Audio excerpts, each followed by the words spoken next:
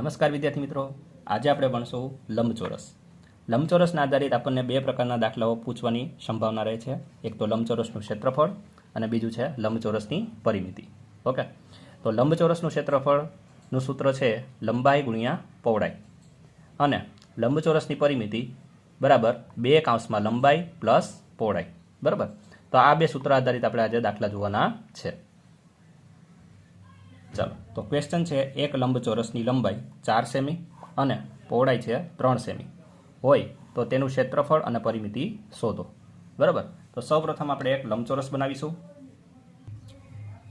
આ લંબચોરસ આપણે બનાવેલું છે જેમાં લંબાઈ છે એ 4 સેમી છે અને પહોળાઈ છે એ કેટલા સેમી છે? 3 સેમી છે.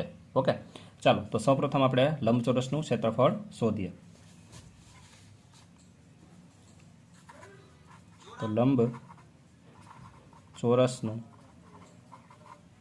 ક્ષેત્રફળ બરાબર લંબાઈ ગુણ્યા પહોળાઈ. અહીં આપણને લંબાઈ છે એ કેટલી આપેલી છે? 4 સેમી. જ્યારે પહોળાઈની વાત કરીએ તો કેટલા સેમી આપેલી છે? 3 સેમી આપેલી છે. ઓકે, 4 તેરી 12 સેમી સેમી સેન્ટીમીટર સ્ક્વેર. ક્ષેત્રફળમાં ઓલવેઝ સ્ક્વેર આવશે. બરાબર, નેક્સ્ટ છે પરિમિતિ. તો લંબચોરસની પરિમિતિ, લંબચોરસની પરિમિતિ બરાબર 2 લંબાઈ વત્તા પહોળાઈ. 2 લંબાઈ વત્તા પહોળાઈ. ઓકે, ચાલો, તો અહીંયા આપણે 2 લંબાઈ કેટલા સેમી છે? 4 સેમી. જ્યારે પહોળાઈ કેટલી છે? 3 સેમી.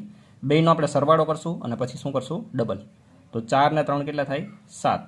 4 ને 3 કેટલા થાય? 7. 7 ના ડબલ એટલે કે 7 દુ 14. તો આનો આન્સર આવશે 14 સેમી. ક્લિયર? તો આ હતું લંબચોરસનું ક્ષેત્રફળ અને પરિમિતિ.